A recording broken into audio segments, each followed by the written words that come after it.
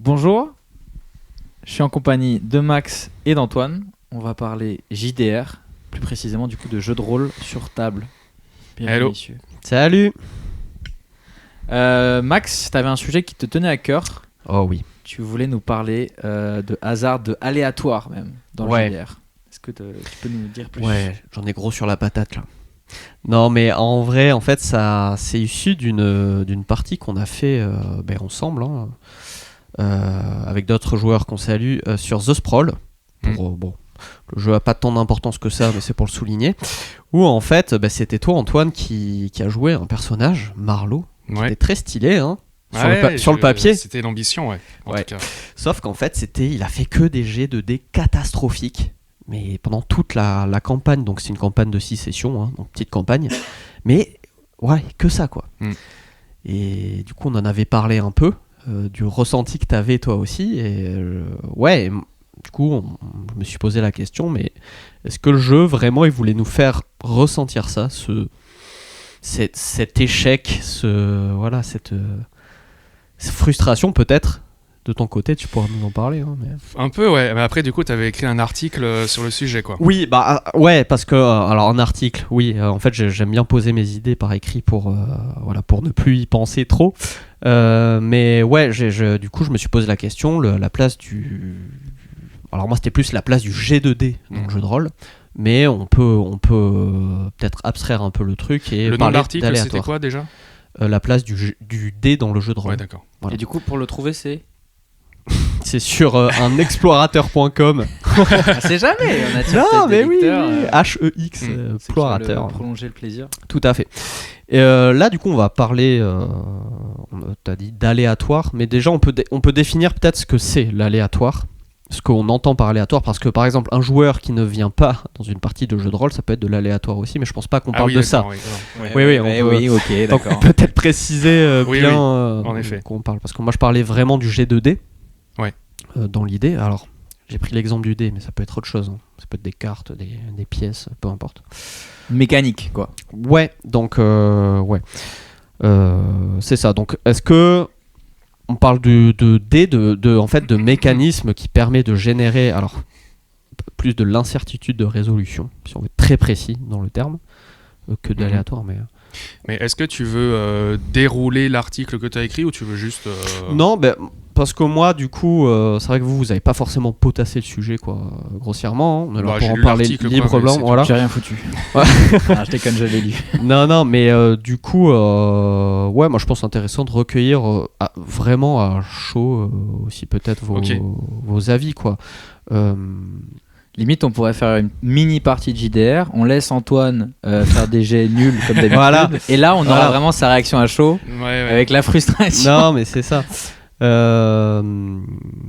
Ouais, c'est ça. Parce qu'en fait, par exemple, pour donner une petite guideline, par exemple, est-ce qu'on peut partir est-ce que vraiment cet aléatoire-là, c'est jet de dés, c'est jet de cartes, est-ce que c'est nécessaire dans le jeu de rôle ? Est-ce que pour vous, il faut forcément une partie d'incertitude pour faire du jeu de rôle, quoi. Je sais pas si tu veux commencer. Bah, je sais pas, tu t'attaques à un pilier, quoi. Enfin, t'as pas peur, quoi. Ah non.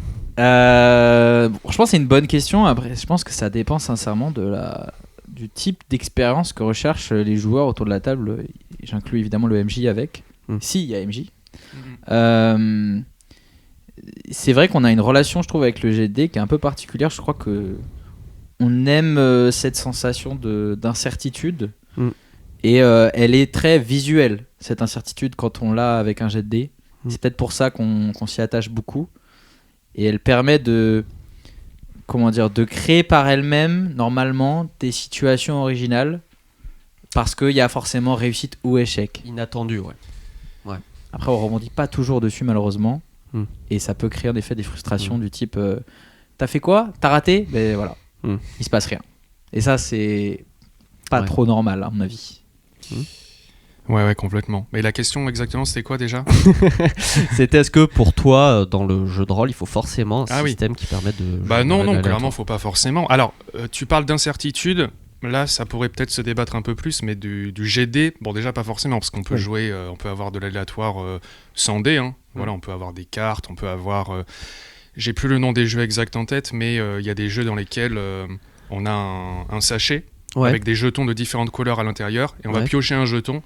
Si on pioche telle couleur, on a gagné, sinon on a échoué. Oui, donc déjà, le jet de dés, c'est pas du tout... Oui, voilà, c'est pas du tout obligatoire. Ouais. Et même, après, il y a d'autres jeux, par exemple Perdu sous la pluie, dans lesquels il y a de l'incertitude, c'est-à-dire que on sait pas quel... Alors, pour présenter très rapidement le jeu, on joue des enfants, un groupe d'enfants qui doivent survivre, mais à la fin, il y aura qu'un seul survivant. C'est un jeu d'horreur. Et il n'y a pas de MJ. Et au départ, on ne sait pas quel enfant va survivre. Donc il y a de l'incertitude. Et pour autant, il n'y a pas de GD, il n'y a pas de tirage de cartes, il n'y a rien de mécaniquement aléatoire, quoi. C'est juste les joueurs qui vont un petit peu décider quel personnage on va pousser vers la sortie avant ou après. Mais au début de la partie, on ne sait pas, quoi. Ça se fait de manière organique, selon vraiment les décisions des joueurs, quoi. Donc dans cet exemple-là, il y a de l'incertitude, mais il n'y a pas d'aléatoire, je pense. Donc, un jeu sans aléatoire, oui. Un jeu sans incertitude, ça me paraît compliqué, quoi, je pense. Est-ce qu'on joue encore s'il n'y a pas d'incertitude ? C'est un autre sujet, quoi. Parce qu'en fait, ça apporte quand même pas mal de choses.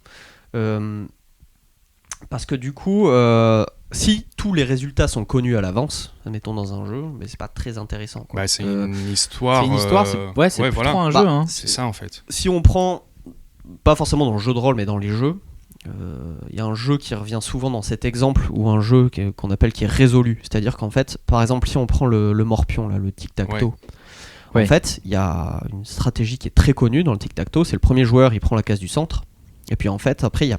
Enfin, si les deux joueurs font ce qu'ils doivent faire, le jeu se finira toujours de la même manière. Et donc en fait, il y a très peu d'intérêt avec deux joueurs qui savent comment jouer, quand il n'y a plus du tout de hasard, de jouer au jeu. Parce qu'en fait, c'est ce qu'on appelle un jeu résolu, quoi. Après, on notera le fait que dans ce jeu-là, comme beaucoup d'autres jeux, le but est de gagner, là où dans le jeu de rôle, on essaie de gagner. Non, oui, tout à fait, mais c'était pour donner l'exemple de... quand il n'y a plus du tout d'incertitude, alors soit lié effectivement au mécanisme de résolution comme des dés, des cartes, ou alors parce que l'incertitude elle peut être dans l'histoire aussi. Si, admettons, un truc qui n'existe pas, si dans le jeu de rôle, tous les joueurs ils connaissent l'histoire à l'avance. Bon, c'est pas possible, etc. C'est du théâtre, quoi, pour moi. Bah, en fait, ça change, mais en fait, c'est pour démontrer juste qu'en fait, c'est un truc qui est inhérent au jeu de rôle, mais qu'on n'exprime pas forcément, qu'il y a plein d'inconnus à tous les niveaux. Elle peut être au niveau narratif, donc de l'histoire, ça peut être des rebondissements, ça peut être, je sais pas, j'ai pas trop d'exemples, mais ça peut passer par autre chose que jeter des dés, faire des cartes. Je dirais même que ça fait partie, je trouve, du principal intérêt du jeu de rôle par rapport à d'autres formes ludiques et même artistiques, c'est qu'il y a une grande liberté en fait dans la manière dont on joue, dont on peut imaginer certaines actions et certains univers, et qu'en final l'expression de cette liberté, comme elle est collective, elle représente bien une forme d'incertitude. Parce qu'en fait, tu sais pas ce que l'autre va dire, il va peut-être te sortir une dinguerie et tu vas faire oh là là.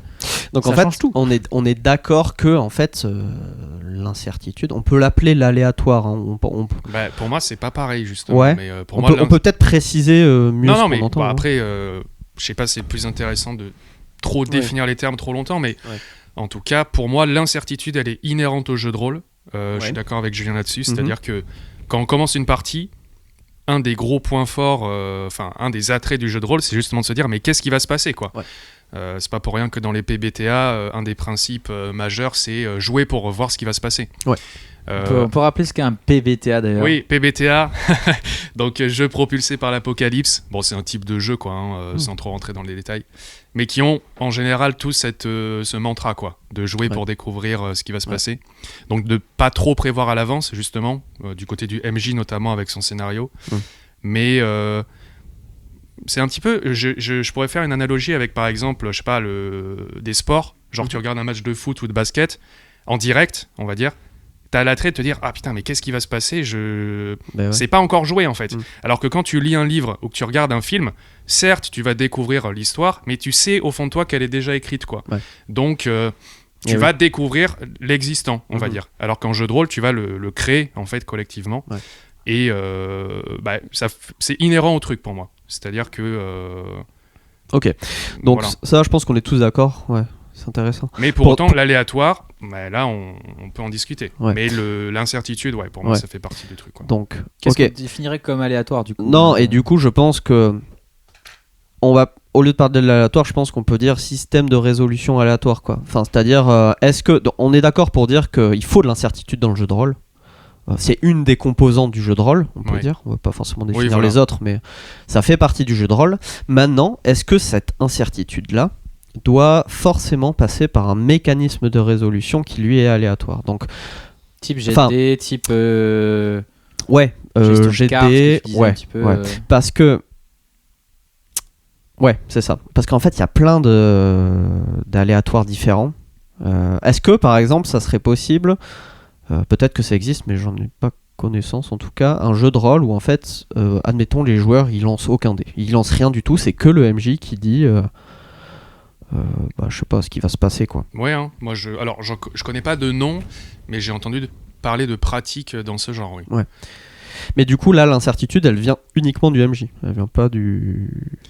Après, est-ce que le MJ aurait pas des mécaniques quand même de jeu qui font que c'est quand même guidé par quand même justement le travail du jeu, parce que sinon tu peux vite te retrouver à on joue au jeu de rôle mais chacun fait sa sauce, quoi. C'est-à-dire qu'au final est-ce qu'il y a encore beaucoup de contenu de jeu si le jeu ne gère pas du tout même justement cette incertitude là et l'aléatoire? Parce que parce qu'en fait, moi, je me posais la question, pourquoi, si on en revient à la situation initiale avec toi, Antoine, et ton personnage maudit, pourquoi, en fait, du coup... oui.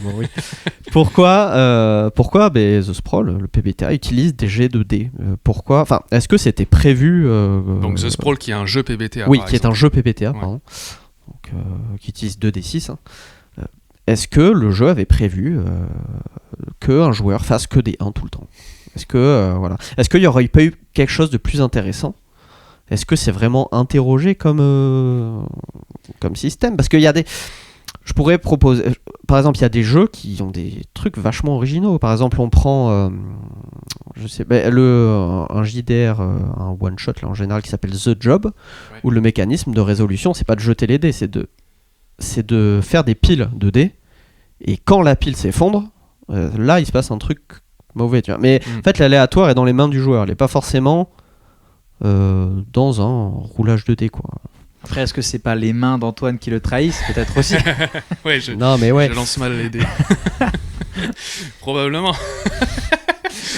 Peut-être il y a du skill en fait à développer. Ouais, finalement. C'est que, non mais sans déconner, j'ai vraiment regardé. Ah ouais, genre normal. Je me suis renseigné sur stats. est-ce qu'il n'y a pas une meilleure manière de jeter les dés. En fait, pas trop. Donc j'étais un peu deg. Désespoir, quoi. Je me dis, mais non, mais un truc... faut bien faire rouler les dés. Oui, le public nous parle. On a un grand public d'une personne. Mais non, vraiment, je m'étais dit... Non, mais c'est un peu ridicule là ce que je vais dire. Mais tellement j'avais la poisse, je me dis, non, mais peut-être que je les fais pas assez bien rouler, je sais pas. Non, mais en vrai, compréhensible. Parce que tu consacres quand même une partie importante de ton temps à la pratique du jeu de rôle. Et donc, souvent t'es aussi MJ, mais ça t'arrive quand même pas mal d'être joueur. Et c'est sûr que quand t'as beaucoup de frustration dans ton loisir préféré du jeu de rôle et que la source est le jeu de dés, je comprends que tu fasses cette recherche. Il y a plus honteux comme type de recherche que ça. Hein. Mais du coup... Ouais, la surface sur laquelle tu lances influe ton jet de dés. Ouais, c'est vrai qu'on a parmi le public, il y a une spécialiste des dés, donc il y a peut-être un truc à creuser. Après, spécialiste, je sais pas, parce que j'ai pas non plus souvenir que notre public fasse des jets particulièrement bons. J'ai une réponse assez franche. Non, mais par contre, pour répondre un peu à la question par rapport au jeu, c'est vrai que pendant la partie, on va dire que moi j'avais un attendu en termes de style de fiction. Ben oui, c'est du cyberpunk pour ceux qui connaissent pas. Les G2D, notamment lors de la partie finale pour mon personnage, n'ont pas permis, en fait m'ont empêché d'atteindre un peu cet idéal de fiction que j'avais en tête, quoi. C'est ça. Alors donc, on pourrait dire que c'est du coup au MC de peut-être adapter du coup les conséquences. MC du coup maître du jeu. Hein. Ouais. Oui. Dans maître The Sprawl, de cérémonie. Oui, mais Dans The Sprawl, c'est du PBTA, là, tout ça. On pourrait même peut-être principe. dire que c'est au MC peut-être d'adapter. Sauf que quand il y a 6-1 d'affilée, au bout d'un moment, surtout dans du PBTA, faut des conséquences, quoi. Ouais. Et même si la mort était pas ridicule, c'était plutôt héroïque, tout ça, mais n'empêche que. T'en penses quoi, Julien? C'était. Non mais moi je suis très biaisé parce que disons qu'on était dans un jeu donc The Sprawl qui se veut cyberpunk, on fait des missions mais où il peut y avoir quand même des conflits entre personnages Ah oui, joueurs. parce que toi t'étais plutôt content quoi. Enfin, Moi en tant mon que personnage voilà était assez amusé par la situation puisque pour décrire un peu j'avais un personnage qui n'en avait que faire de la religion alors que le personnage de Marlowe interprété par Antoine lui était très religieux. Et on avait un désaccord fondamental qui était survenu sur des parties précédentes, qui était assez fun à jouer. Et du coup, c'était la session où mon personnage a dit à Marlowe, écoute, prouve-moi que ton Dieu est avec toi. Et disons que si Dieu était dans les dés, il n'était pas vraiment avec toi. Ouais, ou alors il m'a puni quoi. Ouais, ou alors il t'a puni. Donc forcément, moi, j'étais un peu en mode, d'un point de vue narratif, c'est rigolo à vivre. Et mais là... moi, je suis extérieur et c'est pas moi qui ai fait ces jets de dés et c'est pas mon personnage qui est mort. Quoique, une session après, il se trouve. Ouais, bon. Voilà quoi. Ouais, mais du coup, on pourrait se dire, c'est que cette session. Enfin, c'est que pendant cette campagne et tout. On pourrait se dire, oui, voilà, ça arrive et tout. Mais toi, c'est vrai que c'est perturbant. C'est souvent que tu fais des jets pourris, je suis quoi. connu pour ça un petit peu. Ouais, non, mais c'est un truc de fou, quoi. Mais du coup, moi, ma question, c'était est-ce qu'il y avait d'autres. Pourquoi, en fait, des gens utilisent des dés? Est-ce que c'est hérité des wargames, machin? Est-ce que c'est vraiment interrogé? Il y a plein de jeux qui font ça différemment. Du coup, on a parlé de The Job tout à l'heure, mais on avait fait une partie de Secret of Aeons aussi, de Romaric Briand, qui est, où je trouve que là, l'aléatoire, et vu que c'est du deck building, est complètement différent. Je trouve qu'il est plus mitigé. Il est pas pur, c'est-à-dire qu'en fait, il n'est pas réinitialisé comme un jet de dés. Un jet de dés, t'en loupes un, tu peux louper le second, tu peux louper le troisième. À chaque fois, en fait, c'est pur, de l'aléatoire pur. Oui, alors que comme c'est du deck building dans Secret of Aeons, pour le coup, c'est une forme de gestion. Certes, tu peux avoir pas de chance, mais au final, il y aura forcément un moment où tu seras récompensé. Où tes bonnes cartes vont tomber. Ouais, complètement. Mais je voulais quand même rebondir sur un point avant de... Enfin, on pourra reparler de Secret of Aeons ou ce genre de jeu, mais un truc que j'ai noté, en tout cas, c'est que pour moi, il y avait aussi un décalage dans la partie de The Sprawl, notamment entre l'idée que je me faisais de la fiction et la véritable histoire, au final, qu'on a pu raconter avec nos personnages et la partie, quoi. Mais même en termes de feeling, de ressenti autour de la table, en fait, le fait de rater en boucle, ça fait quoi? Ça fait que tout le monde rigole, tu vois. Oui. Et tout le monde est stupéfait et on blague même sur le fait que je fais que rater. Et au final, l'air de rien, c'est quand même des trucs qui vont nous sortir de la fiction. Ouais, alors je dis pas que... Enfin, c'est normal, tu vois, des fois, de prendre un petit peu du recul par rapport à la partie. Et voilà, hein, c'est même dans des jeux de rôle où on cherche l'immersion. Mais là, je trouve que vraiment la répétition des échecs, ça crée vraiment quelque chose de goofy en termes de ressenti, tu vois. Ouais. Alors que... c'est pas du tout l'ambiance que je m'imagine en jouant à du cyberpunk, tu vois. Ouais, complètement. Donc, je sais pas trop quoi en penser, mais en tout cas, c'est un truc que j'avais noté, quoi. Le fait que la mécanique, là, elle avait créé une ambiance autour de la table qui a rien à voir avec le pitch du jeu, quoi. Oui, parce qu'en fait, le fait que la fiction soit différente de celle imaginée, ça, à la limite, ça peut déplaire, mais en tout cas, moi, je trouve que c'est ce qui fait le sel du jeu de rôle, donc c'est plutôt cool. En général, on sait jamais à quoi s'attendre, mais effectivement, le fait qu'il y ait cette ambiance autour de la table en mode vas-y Antoine, on s'adresse même plus au personnage, quoi. Oui, voilà, exactement. Allez Antoine, vas-y, jette ton dé, on est tous morts de rire à l'avance. Bon, c'est cool parce que ça fait un moment comme ça, mais c'est vrai que ça sort de l'histoire. En tout cas, pour moi, je pense que ça faisait un peu partie de ma frustration aussi, quoi. Ouais. Alors, la frustration principale venait du fait que j'ai perdu mon personnage. Ouais. Pas de manière si épique que ça, hein. Je trouve quand même... il n'était pas non plus totalement ridicule parce qu'on a mis les formes, on va dire. Ouais. Mais moi, j'avais quand même pour idée d'avoir un personnage classe, badass, qui va réussir la majorité de ce qu'il entreprend. Ouais. Et qui peut échouer, mais compte vraiment une adversité énorme, quoi. Oui, parce que... Ouais, c'est ça, le speech de The Sprawl, c'est quand même qu'on joue des mercs, qui sont professionnels, quoi. Ouais, voilà. Et là, c'est vrai que c'était compliqué. Puis il avait un certain charisme en plus, ce personnage. Il avait très très stylé. Ouais. Que je voulais en tout cas. Mais on l'a ressenti, mais c'est vrai que malheureusement, sa fin a été un petit peu moins épique que voulu, quoi. En fait, on le ressent, mais les jets de dés rarement l'ont emphasé cet aspect-là, quoi. C'est-à-dire qu'on l'a ressenti parce que je mettais des formes dans la description, mais à chaque fois qu'il y avait un GD, ça cassait mon truc, quoi. Donc, alors même si on faisait des manœuvres douces, le MC il faisait doux, puis après, au bout d'un moment, on est obligé d'attaquer dans le dur, quoi. Donc c'est compliqué. Et je trouve que c'est intéressant parce que moi, ça m'a fait penser à un sujet qui m'a toujours, je sais pas si le terme c'est perturbé, mais auquel j'ai souvent pensé. C'est notre attrait en effet pour l'aléatoire. Les jets de dés, en fait, ce qu'ils représentent, notamment dans des jeux traditionnels comme Donjons et Dragons.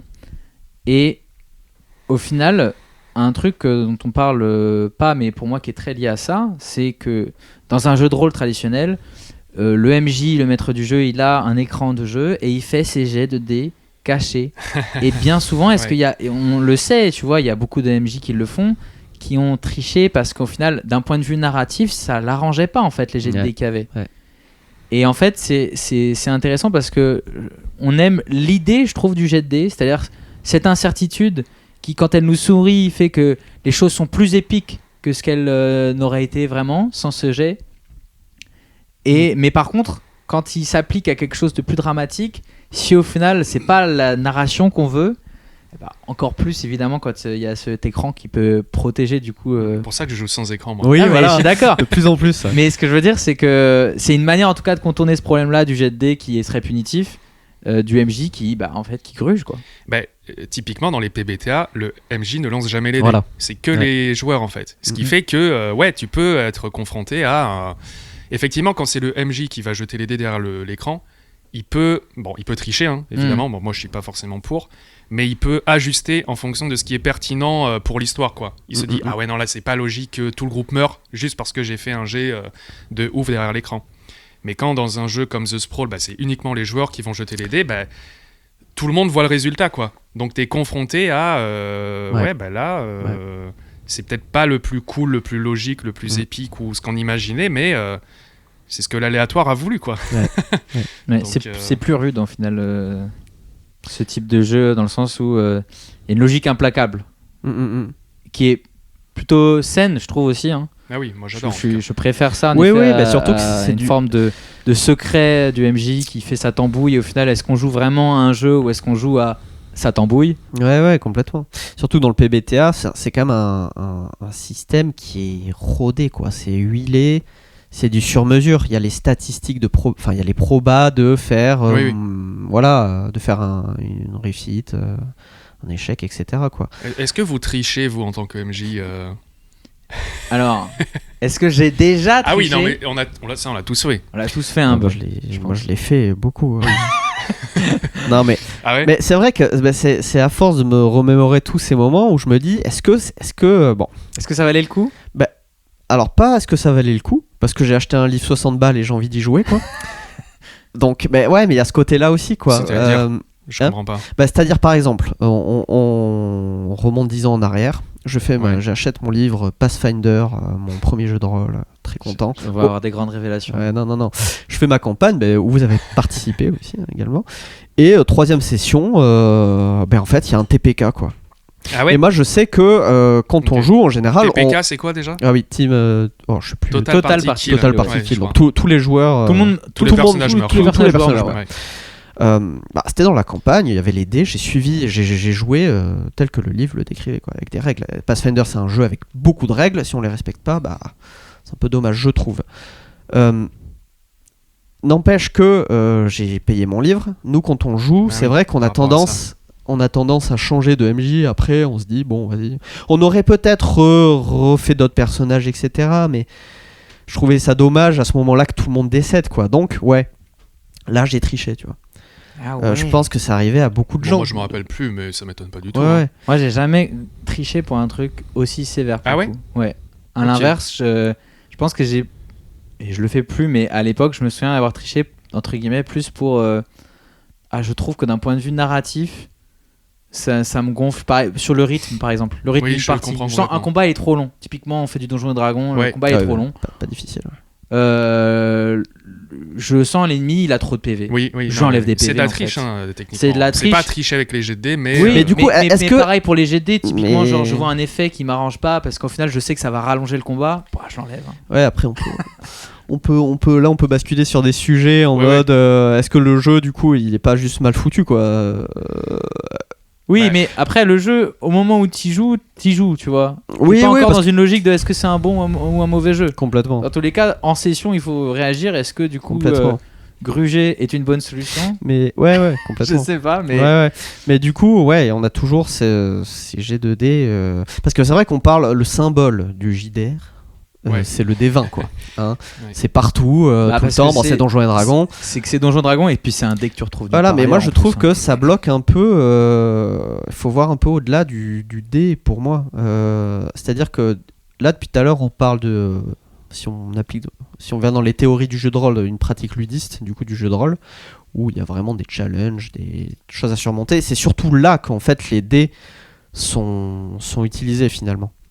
Ouais. On voit que Donjons et Dragons, Pathfinder, Cthulhu, tout ça représente une énorme part de marché dans le jeu de rôle.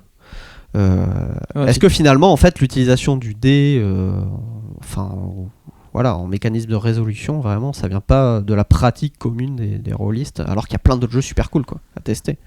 Si, après, je pense que de manière générale, quand tu crées une œuvre, comme tu crées un jeu et que tu crées, je sais pas, un film ou un livre. Ou une musique, t'es très inspiré par ce qui s'est fait avant et qu'il y a une telle hégémonie en effet du jet de dés que c'est une solution de facilité. Tu peux te concentrer sur d'autres aspects parce que souvent tu te dis ça c'est acquis. Ouais, les joueurs connaissent. Les joueurs connaissent. Moi aussi en tant que créateur je connais. Je sais que ça fonctionne plus ou moins, mais ça fonctionne, que c'est communément accepté. Du coup je peux essayer de me concentrer sur ce qui m'intéresse peut-être plus dans la création de mon jeu. C'est-à-dire l'univers. Mais bon, là, on va avoir un problème. Mais je sais qu'on va avoir un problème, mais je l'évoque parce que je pense qu'il y a beaucoup de gens qui conceptualisent leur jeu comme ça, c'est-à-dire d'abord un nouvel univers, des intrigues qui se passent, et pas tant que ça dans la mécanique ludique, et notamment de la gestion des jets de dés. Après, là, c'est un gros sujet, mais disons que si tu crées un jeu juste, tu prends les mécaniques éculées, j'ai envie de dire, et tu rajoutes juste un nouvel univers, moi je trouve que c'est vraiment dommage. Enfin, moi, en tout cas, en tant que joueur de jeu de rôle, je veux quelque chose de... Je cherche aussi des nouvelles mécaniques, quoi. Et quand je dis nouvelles mécaniques, ça peut être des jeux sans GD. On parlait de Secret of Eons tout à l'heure, j'étais notamment attiré par le fait qu'il n'y avait pas de dés, qu'il y avait des cartes. Déjà, ça change. Et je suis d'accord avec Max pour le côté un peu hégémonique du jet de dés. Je pense que souvent c'est utilisé par réflexe ou par tradition ou autre, alors que c'est pas du tout le plus pertinent pour le type de jeu qu'on aurait voulu avoir à la fin, quoi. Le ressenti de jeu qu'on voudrait créer autour de la table. Et alors The Sprawl, on pourrait en reparler, mais je pense que le système il est très bien en vrai. Et je pense qu'en vrai on l'a peut-être pas si bien utilisé. Je pense qu'avec une meilleure utilisation du système ça aurait mieux tourné. Mais on pourrait se poser la question. On pourrait se dire, pour un jeu cyberpunk, où on veut ce type d'ambiance, ce type de personnage, d'histoire, est-ce que vraiment le feeling de « je jette les dés, ok, tout le monde est choqué autour de la table et on continue », enfin, c'est un feeling particulier, quoi. Et on pourrait complètement vouloir autre chose. Et je rebondis sur un autre point. Moi, par exemple, dans Donjons et Dragons ou les jeux de ce genre, j'aime pas les échecs critiques. J'aime pas les réussites critiques non plus. Je trouve que ça, vraiment, c'est un truc... Ça fait partie, on dirait presque, de l'ADN du jeu de rôle pour beaucoup de gens. Oh là là, échec critique, incroyable. Moi, je me dis, mais ok, c'est marrant quelques parties, mais au bout d'un moment, t'as fait le tour du truc, quoi. Moi, j'aime bien aussi, des fois, en partie, être vraiment plus dans l'immersion, et le GD, à la limite, il va permettre de faire rebondir l'histoire dans une direction inattendue. Mais le côté échec critique, déjà le terme, j'aime pas. Après là, on arrive dans le conflit de ce qu'on attend dans le jeu de rôle. Si on est plus, il y a les écoles tactiques ou narratives. En fait, je dis pas que c'est quelque chose de mauvais, tu vois, ou qu'il faudrait complètement éviter, mais je trouve que c'est trop présent dans la pratique aujourd'hui. Et je pense que même en allant voir du côté des jeux alternatifs ou autres, on a tellement joué à ce genre de jeu que pour nous, c'est un petit peu l'attente, quoi. S'il n'y a pas de GD dans un jeu de rôle, c'est pas bien. S'il n'y a pas d'aléatoire non plus, s'il n'y a pas d'échec critique, de succès critique non plus. Mais en fait, je trouve que c'est quand même des mécaniques. Moi, c'est ça vraiment qui me tient à cœur, c'est que c'est des mécaniques qui vont créer un ressenti autour de la table. Et moi, je suis désolé, par exemple, un échec critique, je trouve que, en tout cas, la manière avec laquelle j'ai pu le jouer, ça crée du ridicule, ça ridiculise le personnage, en fait. Et moi, ça, c'est le genre de truc, j'aime pas, en fait. Alors, ok, ça va être marrant sur le coup, mais quand t'as la poisse comme moi et que t'en enchaînes 2 ou 3 dans une partie... Porte-parole des poissards, quoi. Tu jettes pas non plus les dés 15 fois ou 25 fois dans une partie, alors sauf vraiment dans des jeux très tactiques, dans des parties très longues, mais imagine, tu jettes les dés 3 fois dans une partie, 2 échecs critiques, franchement, c'est chiant, quoi. Enfin, au pire, on enlève le jet de dés, tu vois, enfin, ce serait mieux, quoi. Ouais, complètement. Mais ouais, là, du coup, en fait, il y a 2 choses. Il y a ce qu'on attend du JDR. Il y en a qui aiment bien, tout simplement. C'est cool de lancer des dés aussi, tu vois. Oui. Il y en a qui attendent. Non, mais j'aime bien. Non, mais. Parce qu'il y en a dans le JDR qui attendent de la tactique, vraiment. Toi, je sais que tu es dans une école beaucoup plus narrativiste, vraiment, où on va chercher. Pas forcément, mais par exemple, j'aime bien l'OSR. Oui, mais t'aimes bien le système plus léger, quoi. Oui, quand même. Et c'est quoi l'OSR, les amis ? L'OSR, c'est Old School Renaissance. C'est des jeux inspirés de Donjons et Dragons, mais avec des règles simplifiées, quoi, on va dire. Yes. Ouais. Ouais, et ouais, du coup, il y a des attentes différentes. Il y en a qui aiment bien lancer beaucoup de dés. Moi, je sais que je suis de l'école où, en vrai, moins j'ai de dés, mieux je me porte. Parce que je trouve mon plaisir ailleurs. Mais ouais, en tout cas, ce qui est sûr, tu l'as très bien dit, c'est que nous, c'est vrai qu'on a une petite expérience dans le jeu de rôle maintenant, mais on prend un néophyte, il va se dire comment ça, il n'y a pas de dés dans mon jeu de rôle, quoi. Je sais pas. En fait, dans tous les jeux du commerce, pratiquement, on va dans les gros jeux du commerce, quoi. En fait, il y a du dé 90% du temps, quoi. C'est pas quelque chose. En fait, moi, j'ai pas le sentiment que ce soit quelque chose de vraiment interrogé, quoi. Alors peut-être que ça marche ou pas, ça c'est une autre histoire, mais est-ce que c'est vraiment. Toi, tu l'as dit tout à l'heure, c'est peut-être que si tu crées un jeu de rôle. Peut-être que tu te dis, ok, le système des 20, tout le monde connaît, je vais prendre ça, je fais quelques petites tambouilles. Mais en tout cas, un système de dés, oui, je pense que très rapidement, tu te mets d'accord avec ça, t'apportes des toutes petites retouches éventuellement, parce que tu te dis que dans ton univers, la magie, elle fonctionne comme ça, du coup, c'est cool de faire un petit truc qui change, mais fondamentalement, ça reste du jet de dés, ça révolutionne rien du tout. Ouais. Puis après, vas-y, je te laisse finir. Non, vas-y, je t'en prie. Bah là, on rentre peut-être dans un autre sujet, mais je trouve que dans le dé, il y a aussi un truc... je sais pas si c'est vraiment le meilleur outil pour convaincre les néophytes de se mettre au JDR, quoi. Ouais. Je trouve que le dé, il a une image aussi. Il a une image un peu geek, quoi, en gros. Ouais, et tu vois, le D20, Donjons et Dragons, c'est quand même des univers très geek, et... Je sais pas, ça attire pas tout le monde en vrai. Donc c'est intéressant. Je trouve que tu parles de l'attrait du jeu de rôle pour des néophytes. Moi, je pense que l'attrait du jeu de rôle, et c'est pour ça qu'il y a aussi, je pense, autant une scène qui est dominée par Donjons et Dragons, par Pathfinder et Cthulhu, parce qu'en fait, c'est des jeux de rôle qui sont extrêmement représentés aussi dans la pop culture. Et en fait, comme être geek, être nerd, c'est cool aujourd'hui par certaines générations, tu vois, qui sont arrivées, qui commencent à être juste des adultes qui ont de l'argent à dépenser. Je pense qu'il n'y a pas trop le frein de le dé, c'est quelque chose de geek, parce qu'en fait, beaucoup se sentent comme ça.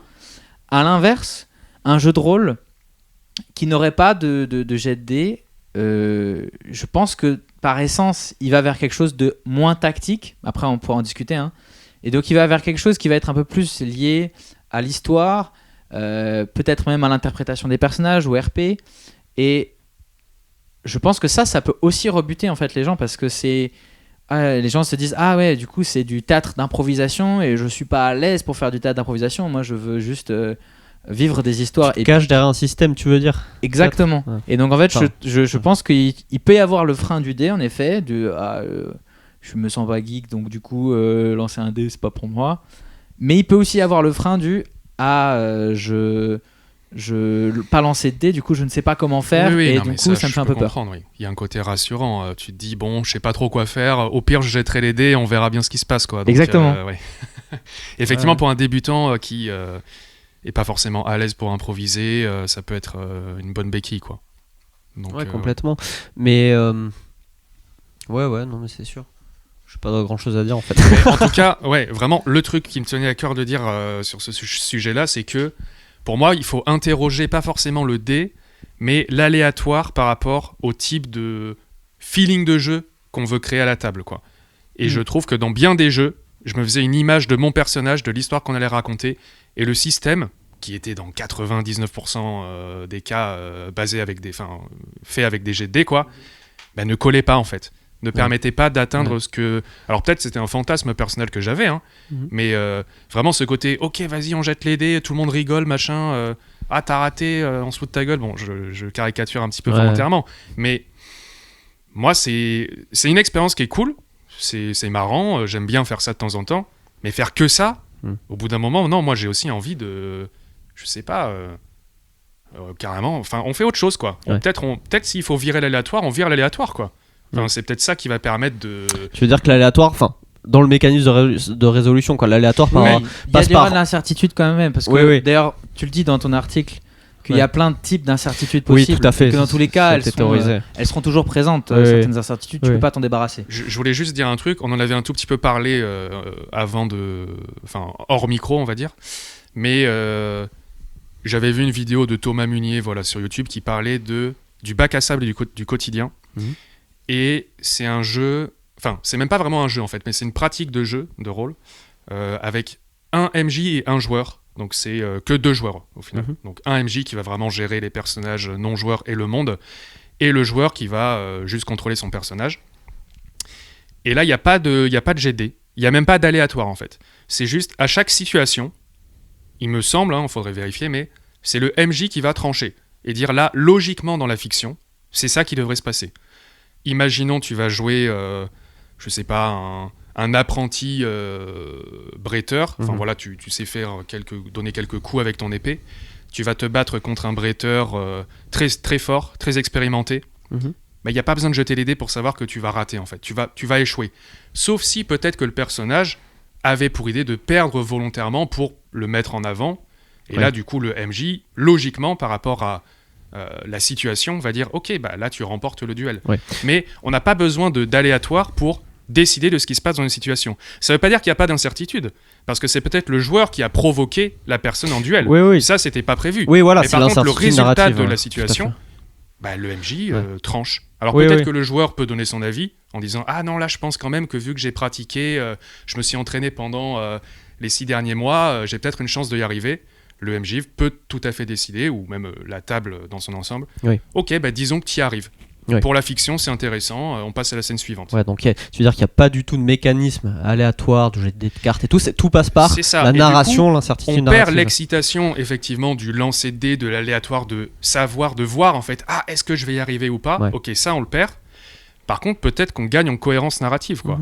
On se dit, ok, là, on est d'accord, en fait. On est satisfait de l'issue de la situation, qui n'a pas été tranché par l'aléatoire, mais par notre intelligence, en fait, tu vois, ou notre ressenti de la scène. Mais ça, je le vois tellement jamais dans les jeux, en fait. Mais je trouve que c'est une manière complètement valide, en fait, de trancher les situations, finalement. Et dans ce genre de cas, je pense qu'à titre personnel, en tant que joueur, je pourrais me rapprocher peut-être plus de certaines envies que j'ai par rapport à mon personnage, quoi, dans une partie de jeu de rôle. Genre je me dis ok, j'imagine ce personnage comme ça, on joue la partie, pas d'aléatoire qui vient me gonfler là. Il y a plus de chances que j'arrive à créer ce que je voulais en fait. Comme je trouve ça intéressant parce que moi ça me fait penser au fait que du coup dans ton expérience de jeu, l'aléatoire par les mécanismes qu'on a évoqués, au final c'est ça ton plus grand ennemi à ton appréciation de la session et de l'histoire. Et ça me fait penser à un poncif qu'on a dans le jeu de rôle, qui est que dans des jeux comme Donjons et Dragons, il y a une opposition nette, quand même, qui est faite de base. Après, ça évolue quand même avec le temps, mais que c'est le MJ contre les joueurs. Et en fait, ce qu'implique le jeu que tu as évoqué, c'est une confiance absolue qui paraît logique, hein, mais qui n'est pas pourtant pensée comme ça de base, qui est qu'on fait confiance au MJ parce qu'on essaie de créer une histoire qui sera cool pour tout le monde, pour le MJ et pour les joueurs à la table. Et c'est pas deux agendas qui se disputent au final. Oui, après dans Donjons et Dragons, c'est quand même un peu ça. Le MJ n'a pas pour but de faire passer un moment cool. Mais c'est vrai qu'il est obligé, il est obligé de taper sur les joueurs quoi, au bout d'un moment. Mais après, c'est-à-dire que, tu vois, moi, là, je suis en train de faire une campagne de Donjons et Dragons. Ça me vient pas à l'esprit de mettre une difficulté à mes joueurs pour qu'ils échouent nécessairement. Si je leur mets une difficulté de type ennemi, tu vois, combat, ce qui va m'intéresser, c'est plutôt quelles ressources ils vont mettre en œuvre pour affronter cet ennemi-là. Est-ce que il y a quelque chose, s'il est vraiment fort, est-ce qu'il y a quelque chose d'un point de vue narratif que je peux amener en fait dans ce combat-là qui va faire que c'est intéressant? Je suis d'accord que ce n'est pas nécessairement prévu par le jeu. Et c'est là le défaut, et on pourra parler plein de fois, je pense, de Donjons et Dragons et de ses défauts. Mais ce que je veux dire par là, c'est que c'est pas propre au jeu. Tu n'es pas obligé d'être l'ennemi de tes joueurs. Et je trouve que même l'être, c'est passer à côté du fondement même, je trouve, de l'expérience du jeu de rôle et de ce qui donnerait du plaisir aux joueurs autour de la table. Moi, j'ai fait des initiations de jeux de rôle où du coup c'était du Donjons et Dragons parce que tout le monde voulait un peu y jouer parce qu'il l'avait vu dans des œuvres iconiques, je sais pas, Stranger Things ou autre. Si je leur mettais un combat dur et que je les fracassais la gueule juste en étant je veux que moi je réussisse, mais moi j'ai tous les pouvoirs. Dans un jour, en tant que MJ dans un jeu traditionnel, je suis Dieu au final. Donc si je veux qu'il y ait une pluie de météorites qui leur tombe sur la tronche, je peux. Donc, évidemment que je suis pas leur ennemi. Et c'est là où, heureusement, il y a des nouveaux jeux et on évolue et la mentalité évolue. Mais si tu penses encore, même dans un jeu classique, que tu es l'ennemi face à eux, voilà, il va falloir faire d'autres règles en fait, parce que sinon le MJ il est beaucoup trop avantagé et il n'y a pas de combat. Quoi. Ouais. Ok. Je vois. Après, D&D, c'est vrai qu'on pourra en parler pas mal. Moi, bon, bref. En fait, le truc, c'est qu'on peut tout faire dans le jeu et pas vraiment de guide. Ce sera pour un autre podcast. Ouais. Après, c'est quand même intéressant parce qu'au final, à quel point, autre que le jeu, on a parlé de cartes, on a parlé d'un sac où on pourrait piocher éventuellement des jetons. T'as parlé de faire juste entièrement confiance au MJ. En fait, c'est intéressant de voir qu'est-ce qu'on a MJ ou se mettre d'accord. À chaque situation, la table pourrait dire ok, bon là il y a quand même un enjeu. Vous pensez que ce serait quoi la conclusion logique en fait? Un peu comme tu parlais de Perdu sous la pluie, je crois. C'est un peu différent pour le coup. Non, mais dans le sens où il y a une espèce d'accord commun qui est ok pour la fiction au final. Il y a Fiasco aussi qui fait ça. On peut en débattre, mais le jeu Fiasco que tu ne portes pas dans ton cœur. non, on a fait une seule partie qui s'est mal passée. Parce qu'on n'a pas bien joué au jeu, donc je lui accorde encore le mais dans l'idée, il fait ça. Il y a des jeux, alors j'ai jamais joué, mais il y a Amber Diceless, donc, qui n'utilise pas de dés du tout. Bon, après, je pourrais pas préciser forcément trop parce que j'ai jamais joué, donc je veux pas dire de bêtises dessus. Secret of Eon, on en a parlé, mais il doit y en avoir plein d'autres de toute manière. Mais c'est des jeux niches. Enfin, je veux dire, un nouveau joueur qui va faire du JDR, il va sûrement pas tomber, en tout cas s'il est pas forcément guidé, il va sûrement pas tomber sur un jeu où je pense en tout cas que ça a été très réfléchi l'utilisation du dé dans le jeu de rôle. Après on pourrait discuter du fait qu'un joueur qui découvre le jeu de rôle, il va tomber surtout sur Donjons et Dragons, Pathfinder, Cthulhu. Oui, tout à fait. Éventuellement pour ce qui est mis en avant Ah oui, ok. Je pense à Cultura ou dans son grand magasin de distribution. Mais du coup, c'est ça. C'est en fait, si on prend la théorie forgienne, là, le LNS, donc ludisme, narrativisme et simulationnisme. Là, on peut dire qu'en fait, pratiquement tous les jeux qu'on évoque depuis tout à l'heure, les gros jeux du marché qui utilisent le dé, où tout le monde tombera dessus, en fait, c'est la pratique ludique. Mais après, il y a par exemple, pas forcément. Après, là, vas-y, je te laisse finir. Tu me laisses dans mon bourbier. Bah non, mais c'est juste que par exemple, les PBTA, ils sont plutôt dits narrativistes, quoi. Mais pas trop chaud pour partir sur ce débat. Ouais, bon, mais prochaine fois. Non, mais dans le sens où il y a des jeux en fait où si on se concentre vraiment sur qui tournent autour de la narration, là on peut citer Perdu sous la pluie par exemple. Il n'y a pas de jet de dés, c'est que des jetons que les joueurs de leur propre chef utilisent pour faire telle ou telle action. Et l'aléatoire, là, se situe dans l'incertitude narrative, donc c'est la tension. Il n'y a pas d'aléatoire pour moi, encore une fois. Non, mais oui, je dis l'incertitude plutôt. Oui, voilà. Oui. Au sens, en fait, juste parce qu'on a dit au tout début que l'incertitude faisait partie de l'ADN du jeu de rôle. Sans ça, en fait, il n'y a pas de jeu de rôle parce que c'est un jeu fini, tout le monde sait ce qui va se passer. Du coup, il faut forcément qu'il y ait un peu d'incertitude. Dans Perdu sous la pluie, l'incertitude, elle se situe dans le choix des joueurs. Les décisions des joueurs. Le choix des joueurs, uniquement. C'est pas un système tiers. Voilà, ça va être quand est-ce que le joueur utilise un jeton, qu'est-ce qu'il va en faire, qu'est-ce qu'il va raconter dans la fiction qui fait que voilà, il se passe des choses incroyables. Mais ouais, il faut. Après, il y a quand même un système tiers, tu vois. Il y a la gestion des jetons, il y a des mécaniques. Oui, complètement. Mais par contre, je suis d'accord avec toi sur le fait que dans tous les jeux de rôle qui ont des règles, au final, donc j'ai envie de dire presque, tous les jeux de rôle, logiquement, t'as les joueurs. Potentiellement, tu as le MJ et les joueurs, donc tu as 2 parties. Et en général, tu vas avoir une 3e partie, donc un 3e tiers qui va être le système de jeu, quoi. Ouais. Et c'est là où je dis que parfois, de par la manière dont il est conçu, c'est-à-dire souvent avec de l'aléatoire, il peut perturber. Alors, soit il peut mettre en avant, embellifier, j'ai envie de dire, la fiction, la partie, soit il peut un peu court-circuiter, je trouve, une potentielle belle histoire qu'on aurait pu jouer ensemble. Ouais. À cause de mauvais jets de dés, enchaînés, des trucs improbables. Mais en fait, à partir du moment où tu as de l'aléatoire, tu as les probabilités qui interviennent. Et certes, sur un gros échantillon, ça doit s'équilibrer. Mais quand tu joues que un soir, je sais pas, toutes les 2 semaines, tu peux avoir un joueur qui va enchaîner que des jets de dés pourris. Et ça arrive, quoi. Ouais. Donc ça arrive, mais quand tu joues qu'une fois par mois, mettons, et que c'est ta seule partie de jeu de rôle, et que c'est ça, ta partie, tu fais que rater, là, tu peux te demander, est-ce qu'on pourrait pas...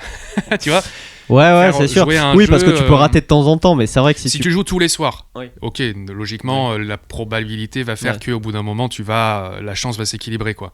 Quand tu joues une fois par mois, malheureusement, tu peux avoir la malchance que ta partie de jeu de rôle que t'attendais, tu foires tout. Est-ce que tu es en train de nous dire que tu joues pas assez au jeu de rôle? Peut-être. Non, mais ça, en vrai, l'aléatoire, il a un lien avec la fréquence des parties, je trouve. C'est-à-dire que le fait d'avoir un aléatoire très... j'ai pas le terme qui me vient, mais... en fait, tu as différentes manières de gérer l'aléatoire. Sans trop rentrer dans les détails, mais par exemple, quand tu jettes 2d6, tu as plus de chances de faire 7, 8, 9 ça se lisse, que de faire les extrémités, quoi. Quand tu joues avec un d20, il y a un côté, mathématiquement, il faut regarder le pourquoi du comment, mais beaucoup plus incertain, au final. Et que le système équilibre quand même en général avec des compétences, des statistiques, des machins. C'est vrai, mais quand tu fais un échec critique, peu importe tes compétences, c'est raté, tu vois. Donc tu peux effectivement avoir ta seule partie du mois où tu fais 3 échecs critiques et c'est catastrophique. Et... oui, ou en fait tu pourrais très bien te dire, ok, moi ça me fait rire de faire des échecs critiques, mon perso il est Goofy, je dis n'importe quoi, voilà. Je joue Goofy le chien, je dis n'importe quoi. Là, c'est pas trop ce qu'on fait. Non, mais c'est pas trop ce qu'on fait, mais admettons. Très spécifique, quoi. Non, mais admettons faire que des 1, à la limite, ça peut être complètement dans l'ADN du perso qui fait n'importe quoi. Mais quand tu joues à Donjons et Dragons, je suis un héros. Shion, le haut elfe. J'ai un background de malade et tout, je m'étais projeté, vas-y. C'est si mystérieux, je sens. Je suis niveau 15 et je fais que des 1. Ouais, là, tu pètes ton crâne, quoi. Je comprends. Ouais. Donc, en fait, c'est. Globalement... Oui, en plus, le public me rappelle que les dés, l'objet dés, ils sont pas forcément toujours équilibrés, quoi. Oui, c'est vrai qu'il y a un monde où tu joues avec des dés pipés, en fait. Peut-être, faudrait que j'achète des dés plus chers, en fait. J'avoue que moi, je me suis jamais trop renseigné sur ça. Sur pour les chez sex, ils sont équilibrés, non? Je sais pas. Je sais pas. Aucune idée. Est-ce que j'ai fait une étude sur ces dés? Non, pas du tout. Aucune idée. C'est un complot. Non, mais du coup, en fait, globalement, il y a un truc que je voulais dire quand même, c'est que je trouve que, j'ai l'impression que dans beaucoup de jeux, il y a, en fait, les concepteurs, ils le savent, quoi, que le système de dés d'aléatoire, il est faillible. Dans beaucoup de jeux de rôle plutôt anciens, mais je pense qu'aujourd'hui, il y a encore des jeux de rôle qui amènent cette règle. Il y avait ce qu'on appelle la règle d'or. Sans rentrer dans les détails, mais globalement, la règle d'or, c'est si à un moment vous jugez qu'il faut abandonner les mécaniques, les règles, parce que l'histoire le demande, faites-le, quoi. Oui, ça, oui. Là, on peut se demander, en fait, si vraiment la mécanique était pertinente, est-ce qu'il y aurait besoin d'une règle d'or ? Mais voilà, moi je me pose cette question. Pour moi, la règle d'or, ben non. Enfin, tu fais un jeu, tu fais un bouquin avec des règles. Ça reste du jeu de rôle, donc tout est sujet à interprétation sur le moment, etc. Mais quand même, quoi. Enfin. Et après, il y a la règle d'or. Bon, là, c'est peut-être le pendant un peu péjoratif de la... c'est pas une mécanique, mais du concept. Mais après, encore une fois, dans les PBTA, il me semble qu'il y a ce qu'on appelle le fiction first. Donc, en français, l'histoire d'abord, on pourrait dire, ou la fiction d'abord. Encore une fois, l'idée, c'est de dire, dans une situation, si tout paraît logique, une conclusion à une situation paraît logique et tout le monde est d'accord, on jette pas les dés, quoi. Il n'y a pas besoin de jeter les dés pour savoir que ça va être ça, en fait. Ouais, mais ça veut dire que oui, mais ça c'est pour les moments. C'est pour les moments en général où il n'y a pas trop de risques pour. Ouais, certes, mais je trouve que c'est quand même des concepts qui se rejoignent pour dire que. Oui, ok, tout le monde sait très bien autour de la table que parfois l'aléatoire il nous trahit, quoi. Ouais, oui, complètement. Des fois, faut pas être con, il faut le mettre de côté. Bon, ok, là, logiquement, t'aurais dû jeter les dés, mais c'est tellement logique qu'il se passe ça qu'on va directement le faire, en fait. Ouais, complètement. Ouais, non, mais c'est sûr qu'en tout cas, ça nous rappelle que l'aléatoire dans les mécanismes de résolution, c'est jamais neutre, quoi. C'est un truc qui est souvent pris en mode bon, voilà, on l'interroge pas forcément toujours, je pense. Mais même si ça provoque des souvenirs de fou et tout, je m'en souviens de ton échec critique en 2016 quand t'as tué le dragon, machin. Mais ça peut provoquer aussi l'effet inverse, quoi. En mode, je me souviens, je faisais que des 1, ça m'a saoulé. C'est surtout que la plupart des jeux de rôle sont pas goofy. Donc en fait, l'échec critique, souvent, il amène du ridicule. Si le jeu, d'un point de vue narration, n'a pas prévu du ridicule, et du coup encore moins le personnage... Je suis pas forcément. Ça gonfle, quoi. Je suis pas forcément d'accord avec le ridicule.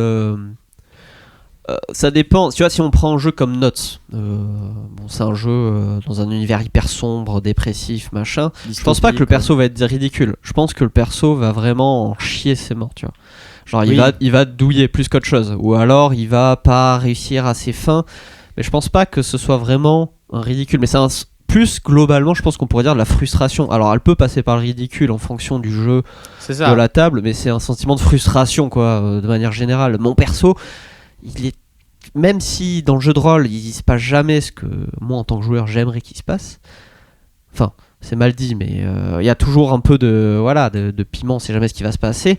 C'est quand même frustrant quand mon perso, comme on l'a dit, je m'étais fait une idée générale, et même cette idée générale, en fait, quand c'est important, le jeu il me met des bâtons dans les roues, je ne peux pas faire, quoi. Après, moi je t'avoue que comme je subis beaucoup moins cet aléatoire de manière négative, j'apprécie au final le fait que j'ai cette incertitude là et que parfois je suis puni, mais du coup ça amène un moment d'un point de vue narration intéressant ou autre.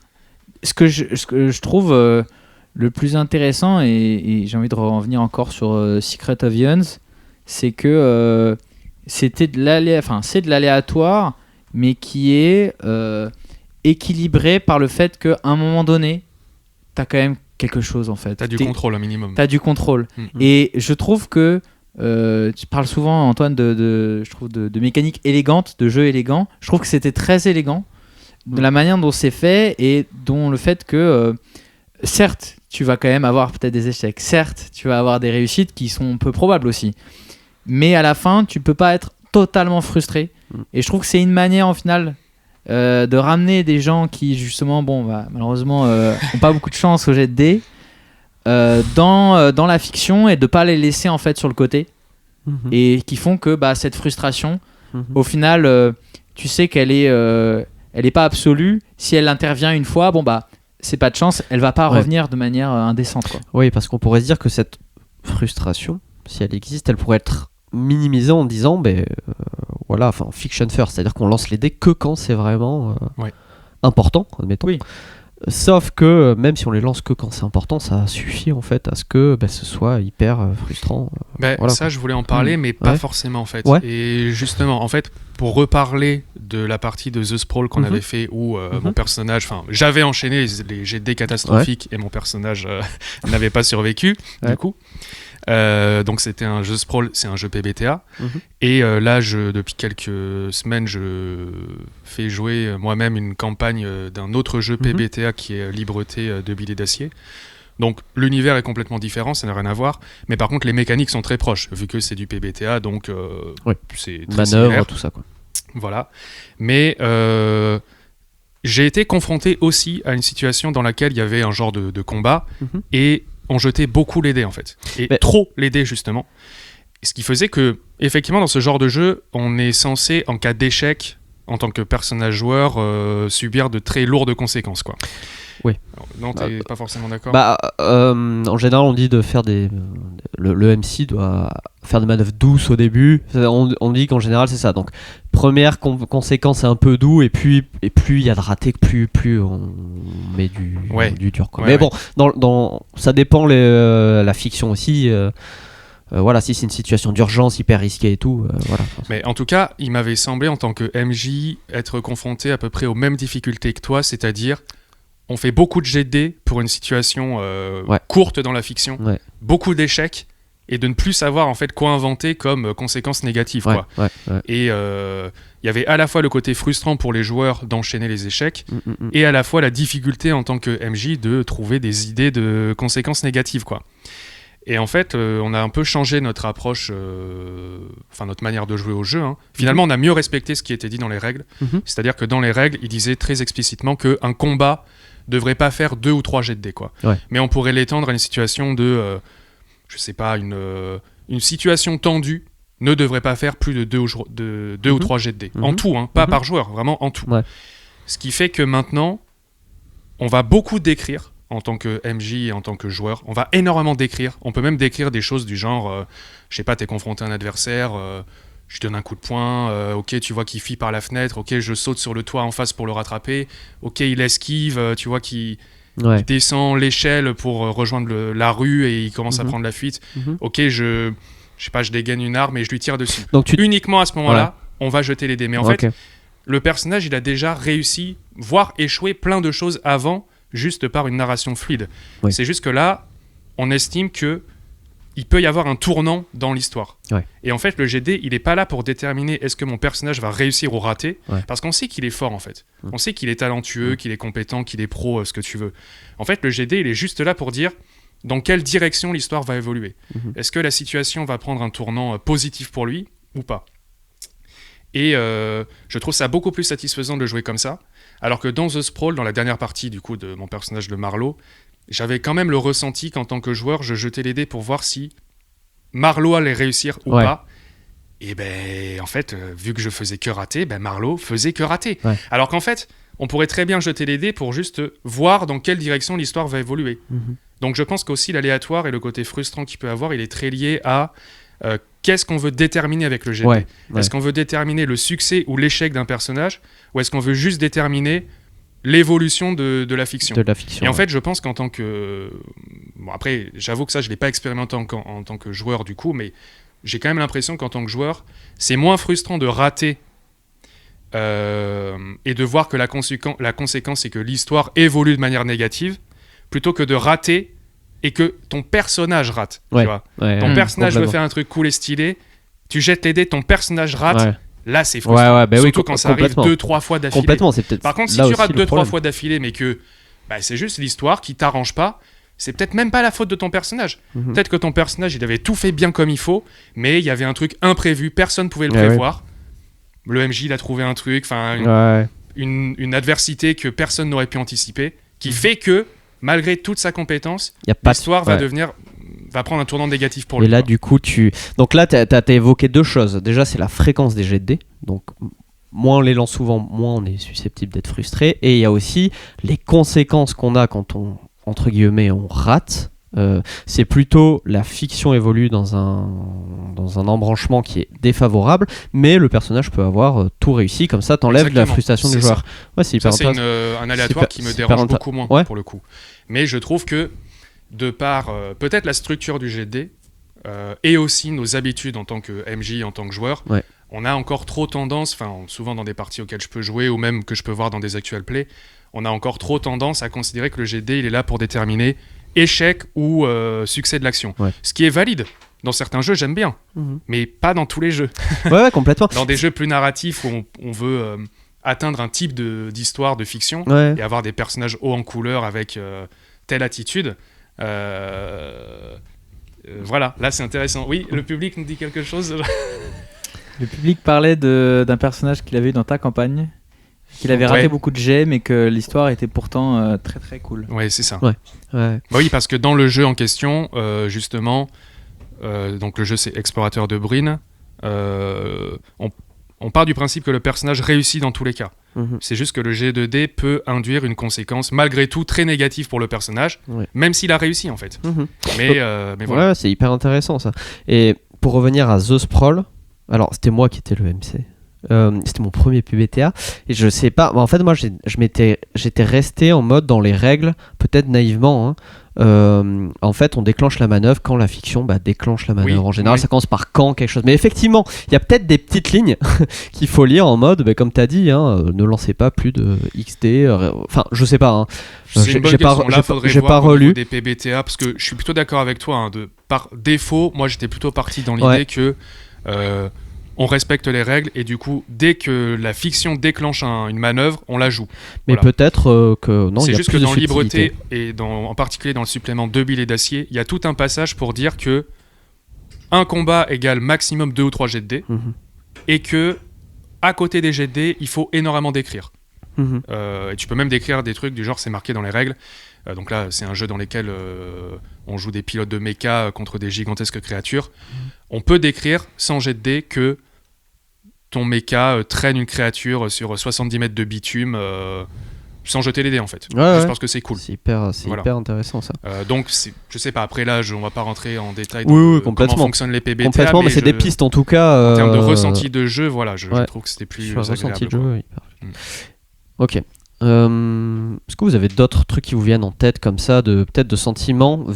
Alors on parle, pour rappel, on parle beaucoup des dés, mais c'est vrai qu'il peut y avoir d'autres systèmes de résolution aléatoire. J'en ai pas des masses en tête qui ont peut-être frustré ou je sais pas. On en a parlé vite fait, on a parlé des cartes, on a parlé des oui, pas dans un sac, mais c'est tellement peu commun. Mais après, ça peut être plein d'autres trucs. Non, parce que pierre-feuille-ciseaux. Oui, voilà, ça peut être pierre-feuille-ciseaux. Mais après, faisons pas un jeu qui se résout sur pierre-feuille-ciseaux. Non, mais c'est pour être clair, parce qu'en fait, là, on prend l'exemple du dé, parce que c'est le plus connu, mais il peut très bien y avoir des jeux où c'est plus finalement du player skill. Par exemple, dans Dread, c'est un jeu où il faut empiler des caps là pour faire des actions. Pareil, quand ça tombe, c'est chiant. Faut empiler des caps là. Ouais, alors j'ai pas joué donc je veux pas dire de bêtises. Je serais injouable. Non, je serais injouable. Non mais voilà, mais ça peut tout autant créer un sentiment de frustration et en plus ça peut-être certains joueurs qui peuvent être exclus de ça, mais ouais, ça va. Donc là on parle des dés pour être clair, mais ça peut être plein d'autres choses. Est-ce que toi Jus, t'avais des jeux? Est-ce que t'as eu déjà, parce que moi honnêtement j'ai pas eu tant de sentiments de frustration que ça via les dés. Plus des c'est dommage, j'aurais préféré que ça se passe autrement. En tant que joueur ou en tant que MJ? En tant que joueur. Ouais. Bon, en tant que MJ aussi. De frustration liée au dé? Ouais, ou si c'est pas de la frustration, peut-être des trucs où tu te dis. Je me suis parfois dit trop de jets de dés. Ouais. La fréquence des jets de dés peut me gonfler. Tu l'as évoqué un petit peu dans The Sprawl et c'est un ressenti que j'ai partagé. Ah ouais, pour toi il y avait trop de jets de dés? J'aimais pas le fait que y avait des manœuvres qui s'inséraient très très rapidement dans la fiction. Ah oui, ok. Où pour moi c'était pas du tout critique et en fait ça m'intéressait pas de rater ou de réussir en fait cette manœuvre là, parce que pour moi il y avait pas un enjeu narratif à part juste raconter ma petite histoire et arriver jusqu'à un moment qui là serait. Alors ça c'est un problème de MC pour le coup, je pense plutôt. Parce que peut-être qu'on n'aurait pas dû jeter les dés, mais ok. Après, c'est compliqué de par le déclenchement des moves, justement. Oui, tu joues à un jeu, à un moment donné, tu respectes les règles, en tout cas, encore plus quand c'est ton premier, quoi. Tu vois ce que je veux dire, ça paraît logique. Ouais. En tout cas, j'encourage à essayer les PBTA. Ça sort de la zone de confort si on est habitué au jeu, on va dire, plus tradi, et c'est très cool à essayer. Aussi bien en tant que joueur que MC. Ok. Et est-ce que vous recommanderiez des expériences peut-être de jeux ludiques qui sortent un peu des sentiers battus? Et Alors, où vous vous dites, ah putain, là je trouve mon pied, quoi. Je trouve ce que j'aime. Ça peut très bien être des jeux avec des dés, hein. On sait pas. Hein. Le jeu est pas sorti, du coup, moi je t'avoue que Secret of Yons, je l'attends de pied ferme. Parce que il avait. C'est pas un jeu parfait non plus, hein, faut pas abuser, mais.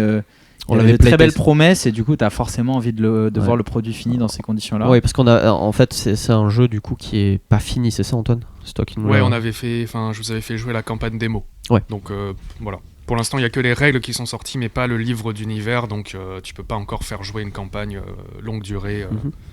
Voilà. Okay. Après nous on a une belle liste de jeux qu'on veut tester au sein de notre groupe de jeux. Et il y en a quelques-uns qui m'intriguent beaucoup. J'ai parfois même volontairement pas trop regardé comment ça se jouait. Il y en avait un avec des cartes, c'était le tarot, quelque chose comme ça. Oui, Magie de minuit. Ouais, mais là il n'y a pas de MJ. Mais j'ai rien regardé volontairement pour me laisser découvrir le jeu. Mais c'est un jeu qui me hype du coup pour ces raisons-là. Après moi, forcément un jeu qui emballe un de mes amis autour de la table fait que de facto il va m'intéresser. Donc Antoine a beaucoup parlé d'un jeu qui s'appelle Trip to Sky. Oui, un autre jeu de... Et volontairement pareil en fait, je n'ai pas trop regardé parce que j'attends que ce soit confirmé qu'on risque d'y jouer pour éventuellement m'y plonger un petit peu. Je rebondis très rapidement, mais dans Secret of Eons, en note d'intention, il y a marqué un petit peu l'histoire de la création du jeu. Et en fait, donc l'auteur, il a un fils qui est assez jeune. Forcément, il lui a fait découvrir le jeu de rôle, mais il lui a fait découvrir avec ses propres jeux, dont Trip to Sky. Et j'y ai pas encore joué, mais justement, c'est un jeu dans lequel il y a de l'aléatoire, mais il est contrôlé. Et en général, quand tu veux réussir quelque chose, si tu joues bien et de la bonne manière, bref, en gros, tu vas pouvoir y arriver, quoi. Et il explique qu'il avait fait tester à son fils des jeux comme Donjons et Dragons, et son fils, du coup, qui avait commencé avec ce type de jeu, il supportait pas, en fait, le fait de rater autant. Tu vois. Du coup, il voulait quand même lui faire jouer à un jeu avec un ressenti Donjons et Dragons, de la tactique, une battle map, un quadrillage, des figurines, ce genre de choses. Et donc, il a créé ce jeu-là, qui a un univers qui peut évoquer Donjons et Dragons, mais avec une gestion de l'aléatoire totalement différente pour que le ressenti du joueur soit ce qu'il voulait, quoi. C'est-à-dire moins d'échecs, donc moins de frustration. C'est hyper intéressant, ça, rien que le fait qu'il y ait une note d'intention. Et cool. Je trouve que c'est intéressant dans le sens où ça montre que tu vas pas forcément avoir la même opinion sur l'aléatoire et le jet de dés dans le jeu de rôle en fonction de ton premier jeu aussi. Quand tu as commencé avec un jeu comme Donjons et Dragons où effectivement tu peux faire que rater, tu dis c'est normal. En jeu de rôle, des fois on fait que rater, c'est la vie, quoi. Alors que quand tu as commencé avec un jeu comme Trip to Sky, où tu peux beaucoup plus le manipuler et où en général quand tu veux réussir quelque chose, tu vas le réussir, je pense que tu le vois différemment l'aléatoire. Après, tu le vois plus vite. Parce que c'est vrai, moi par exemple j'ai commencé avec Chronique oubliée, je crois, avec toi. Et pourtant, c'est vrai que j'ai mis des années à me dire attends, c'est quoi ces dés là? Tu remets pas en question, tu te dis comme tu disais tout à l'heure, le D20 c'est l'emblème du jeu de rôle, Donjons et Dragons pareil. Voilà, tu te dis c'est normal, je fais que rater, c'est normal. Peut-être pas en fait. Je voulais dire un autre truc, parce qu'on parlait d'OSR tout à l'heure, donc Old School de Renaissance, où là on dit souvent que si tu joues bien, tu lances pas les dés. Oui. Il y a aussi cette approche-là qu'on peut avoir, où c'est vraiment inclus dans le système, quoi. C'est-à-dire quand tu lances les dés, c'est que soit il y a un énorme risque, soit tu as pris des risques.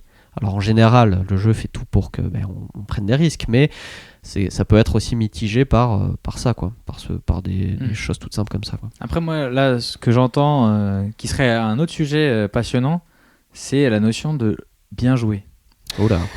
Parce que là tu viens de dire si on joue bien on lance pas les dés, on pourrait débattre longtemps de qu'est-ce que c'est bien jouer, est-ce que ça existe vraiment, mais peut-être un autre podcast pour le coup. Tout à fait. Mais après non, pour répondre à la question, je pense que j'ai déjà un peu parlé des jeux que j'avais en tête au cours du podcast qui changent un peu. Donc après il y en aura d'autres. Le public nous parle du cabinet des murmures où tous les joueurs jouent le même personnage et incarnent un trait de personnalité particulier qui prend le lead à un moment précis. C'est intéressant, c'est un jeu qu'on n'a pas testé parce que c'est le public qui a le jeu et qui doit le masteriser, donc c'est drôle. Voilà. Mais un jour on aura un avis dessus. Je suis curieux de voir le système. C'est vrai. Ouais. Après, expériences les plus mémorables, parce que au final, quand tu dis est-ce que tu as des jeux à recommander Non, mais là, vraiment, lié au, on va, lié au système de résolution, quoi. Vu qu'on parle plus de ça. Honnêtement, ouais. Qui m'a marqué, j'ai Secret of Yons qui m'a marqué. Et après, j'ai pas une super mémoire malheureusement là-dessus. Ouais. Mais non, je dirais peut-être un peu perdu. perdu sous la pluie quand même aussi. Qui avait pas de dés pour le coup. Ouais. Ah, mais où voilà, l'expérience change, tu vois, et tu le ressens cool. et tu t'aimes bien. Après, est-ce que c'est un jeu de rôle? Je dirais oui, en tout cas, parce que c'est vendu plus comme un jeu narratif, mais Alice is Missing, qui est un jeu où il y a pas non plus d'aléatoire. C'était intéressant à vivre. J'ai joué 2 fois avec deux groupes différents. C'était très prenant comme histoire. Après, il a quelques défauts. Donc là, c'est quoi en fait? Moi, j'ai pas joué. C'est chacun avec un téléphone portable et on doit. Ouais, en fait, c'est un jeu du coup qui est timé, c'est-à-dire qu'une expérience de jeu va durer 1h30, ni plus ni moins. Le principe, c'est que chacun va jouer un proche de Alice qui a disparu. On va jouer en fait en ayant une soundtrack, une bande son qui a été créée spécifiquement pour le jeu et qui va timer en fait un peu le jeu et qui va nous plonger aussi dans cette ambiance là, puisque nous en fait on va jouer des personnages qui ne se voient pas, qui sont uniquement à distance les uns des autres et qui du coup vont communiquer via une messagerie instantanée comme Messenger, Discord, ce que vous voulez.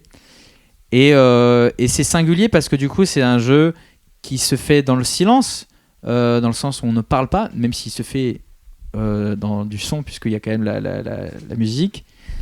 Et c'est très prenant et c'est très singulier comme expérience. J'ai pas vécu ça dans d'autres jeux, donc c'est vrai que du coup c'est marquant là-dessus. Ouais, je suis d'accord. Moi pareil, ça m'a marqué et il y a quand même un tout petit peu d'aléatoire, mais bon, c'est très différent. Enfin, il n'y a pas de jet de dés, il y a pas. Oui, mais c'est.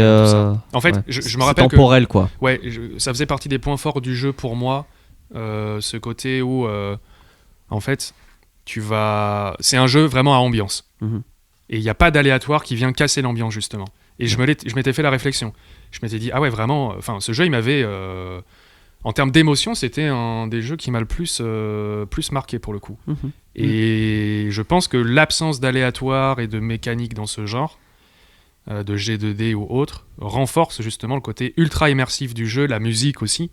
Mais ouais, c'est vraiment un jeu avec des mécaniques très différentes. Voilà. Donc, en fait, le jeu se protège très bien son immersion par le fait qu'il y ait une bande-son, le fait qu'il n'y ait pas de mécanique trop d'aléatoire, fait que ce soit par écrit et le fait que ce soit par écrit ouais, au final. Parce que en effet, tu t'épargnes toutes les blagues que tu peux avoir qui sont hors RP, méta, mais même parfois dans le jeu, elles sont quand même mitigées parce que c'est par écrit en fait et que la musique t'y plonge, le silence t'y plonge aussi et au final, donc même des gens qui je trouve sont pas forcément très à l'aise. Moi j'ai joué du coup avec des gens néophytes en jeu de rôle la première fois. En plus, un horaire infâme, il était 1h du matin, on était tous fatigués, on devait travailler. Et pourtant, on s'est plongé dedans et personne s'est fait la réflexion de « Ah, je m'emmerde, il faudrait que ça soit moins long.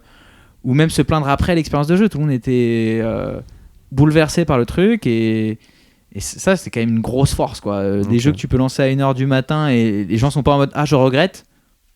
Je trouve qu'il n'y en a pas tant que ça au final. 1h du matin. Et il y avait pas de feeling de jeu. Enfin, vas-y. Ouais. Non, mais c'était. Non, je voulais juste te dire que le feeling de jeu du coup était très différent de ce qu'on a l'habitude d'avoir dans la plupart des parties de jeux de rôle. Tout est narratif. Et je dis pas que ça doit devenir hégémonique ou quoi que ce soit. Mais par contre, je me dis, mais j'en veux plus. Mais oui, pourquoi il n'y en a pas plus, quoi. C'est tout. Ouais. Donc, du coup, pas forcément ce jeu, mais ce feeling de jeu.